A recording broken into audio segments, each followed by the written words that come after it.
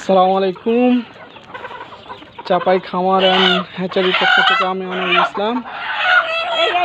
আজকে আমার কিছু ফার্মি মুরগি এক আপা ওই বাণিজ্য মেলায় দেখা হয়েছিল, পশু হাসপাতালে বাণিজ্য মেলায় আপনার চরবাগডাঙ্গার নতুন ব্রিজের দিকে।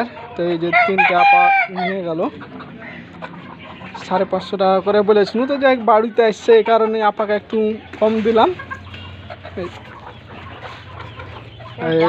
3টে দিলাম, মানে আপা তো আরও চাহা ছিল, ছোটো বাচ্চাগুলোও চেয়েছিল। আপা ওই দেখেছিল মেলাতে, তো দিতে পারলাম না। ছোটো বাচ্চার খুব কাস্টমার চাহিদা খুব, তো দিতে পারছি না স্বল্পতার কারণে।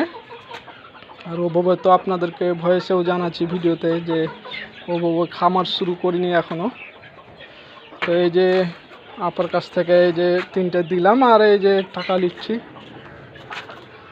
এই যে চরবাগডাঙ্গা থেকে এসে আপা এগুলো পারে